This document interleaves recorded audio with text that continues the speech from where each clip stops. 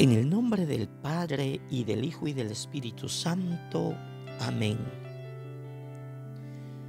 Proclamación del Santo Evangelio de nuestro Señor Jesucristo, según San Marcos 12, 38, 44. En aquel tiempo enseñaba Jesús a la multitud y les decía: cuidado con los letrados. Les encanta pasearse con amplio ropaje y que les hagan reverencias en las plazas. Buscan los asientos de honor en las sinagogas y los primeros puestos en los banquetes, y devoran los bienes de las viudas con pretexto de largos rezos. Estos recibirán una sentencia muy rigurosa. Estando Jesús sentado enfrente del cepillo del templo, observaba a la gente que iban echando dinero. Muchos ricos echaban en cantidad. Se acercó una viuda pobre y echó 2 monedas. Llamando a sus discípulos les dijo: les aseguro que esa pobre viuda ha echado en el cepillo más que nadie, porque los demás han echado de lo que les sobra, pero esta que pasa necesidad ha dado todo lo que tenía para vivir. Palabra del Señor. Gloria a ti, Señor Jesús.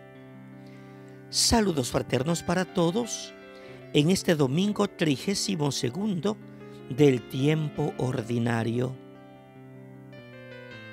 Nuestro espacio Dies Domini ofrece este espacio de reflexión. Permítanme que a la luz de la palabra realice algunas reflexiones. Primero, el contexto en tiempos de Jesús.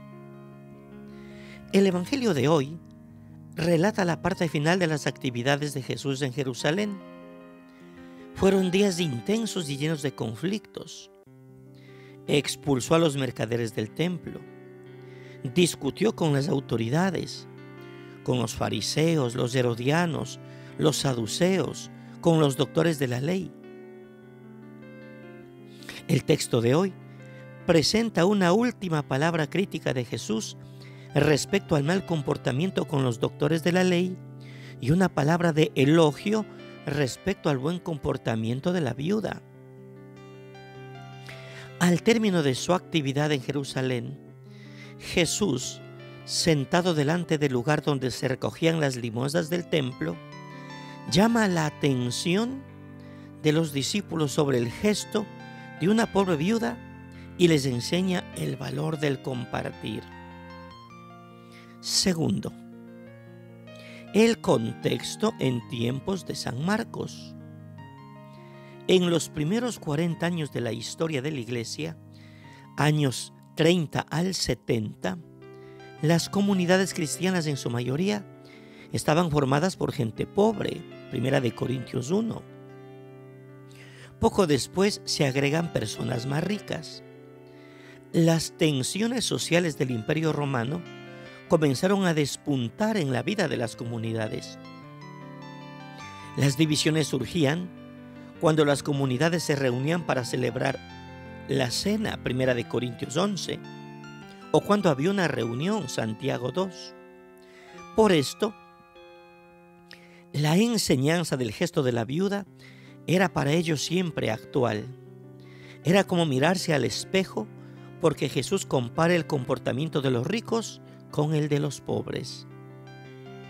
Tercero, el contexto de hoy. Juan elogia a una pobre viuda porque comparte más y mejor que los ricos.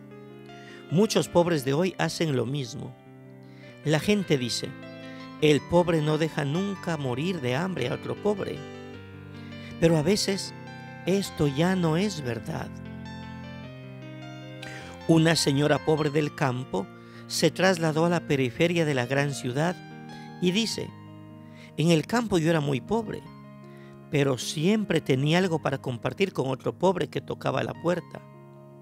Ahora en la ciudad, Cuando veo a un pobre que viene a llamar a mi puerta, me escondo por la vergüenza porque no tengo nada que compartir. Por un lado, la gente rica que tiene de todo, y por otro, la gente pobre que no tiene casi nada para compartir.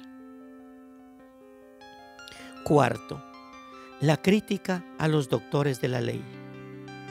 Jesús llama la atención a los discípulos sobre el comportamiento hipócrita y aprovechado de algunos doctores de la ley. Los escribas enseñaban a la gente la ley de Dios, pero enseñaban de palabra, porque su testimonio de vida decía lo contrario.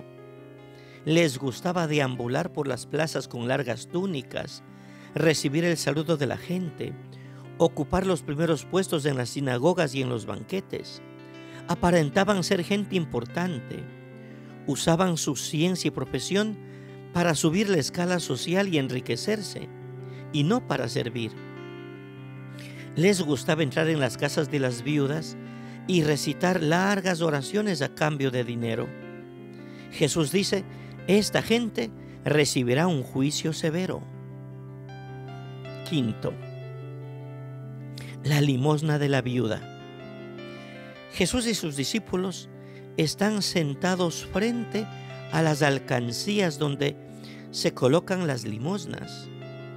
Los pobres echaban pocos centavos, los ricos ponían monedas de gran valor. El tesoro del templo se colmaba de dinero. Todos aportaban para el mantenimiento del culto, para sostener a los sacerdotes y para la conservación del templo. Parte de este dinero era usado para ayudar a los pobres, porque no existía la asistencia social. Los pobres dependían de la caridad pública. Los pobres más necesitados eran los huérfanos y las viudas que no poseían nada. Dependían del todo de la caridad de los otros, pero aunque no tenían nada, se esforzaban por compartir con otros lo poco que tenían. Así pues, una viuda muy pobre deposita su limosna en el tesoro del templo. Solo unos céntimos. Sexto, Jesús muestra dónde se manifiesta la voluntad de Dios. ¿Qué vale más? ¿Los 2 céntimos de la viuda o las monedas de los ricos? Para los discípulos, las grandes monedas de los ricos eran mucho más útiles para hacer caridad que los 2 céntimos de la pobre viuda. Ellos pensaban que el problema de la gente se podría resolver solo con dinero. En la multiplicación de los panes, ellos preguntaron a Jesús, Señor, ni con 200 denarios de pan bastaría para dar de comer a tanta gente. Para aquellos que piensan así, los 2 céntimos de la viuda no servían para nada. Pero Jesús dice, esa viuda ha echado mucho más que los demás. Jesús tiene otros criterios. Llama la atención de los discípulos sobre el gesto de la viuda. Enseña dónde ellos y nosotros debemos buscar la manifestación de la voluntad de Dios, en el compartir. Si compartiésemos los bienes que Dios ha puesto en la creación a disposición de la humanidad, no habría ni pobres, ni hambre, ni necesidad. Habría suficiente para todos y sobraría. Séptimo, limosnas, compartir y riquezas. La práctica de dar limosna era muy importante para los judíos. Era una buena acción, porque la ley del Antiguo Testamento decía, puesto que los necesitados no faltarán nunca en el país, por esto te doy un mandato y te digo, abre generosamente la mano a tu hermano, pobre y necesitado en tu país. Deuteronomio 15. Las limosnas del tesoro del templo, tanto para el culto como para mantener el templo para los necesitados, los huérfanos y viudas, eran consideradas acciones gratas a Dios. Dar limosna era una forma de compartir con los otros, un modo de reconocer que todos los bienes y dones pertenecen a Dios y que somos administradores de estos bienes y haya vida en abundancia para todos. A partir del Éxodo, el pueblo de Israel se dio cuenta de la importancia de la limosna y el compartir.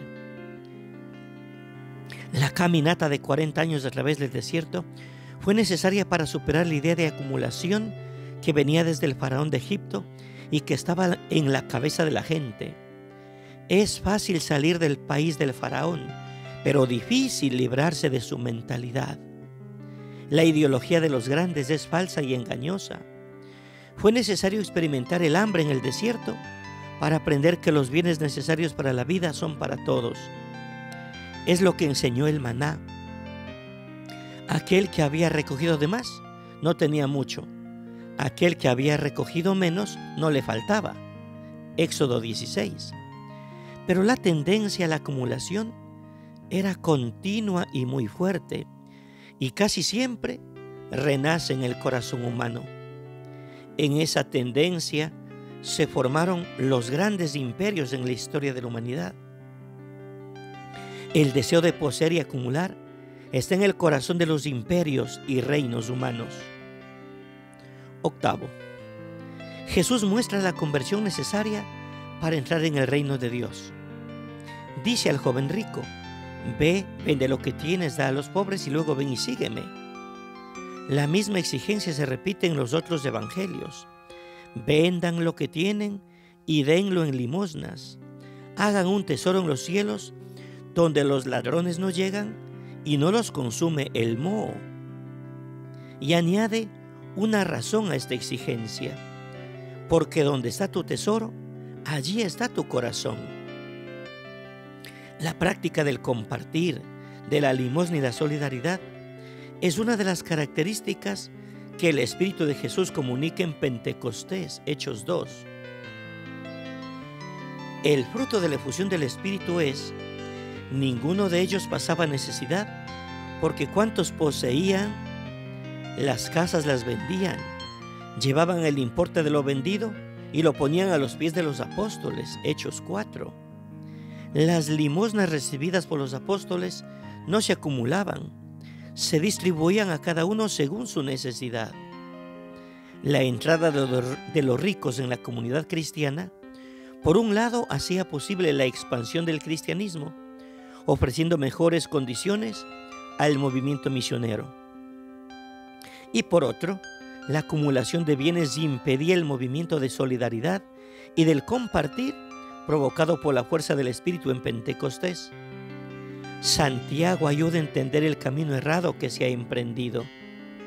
Dice: y ahora ustedes ricos, lloren y griten por las desventuras que les sobrevendrán.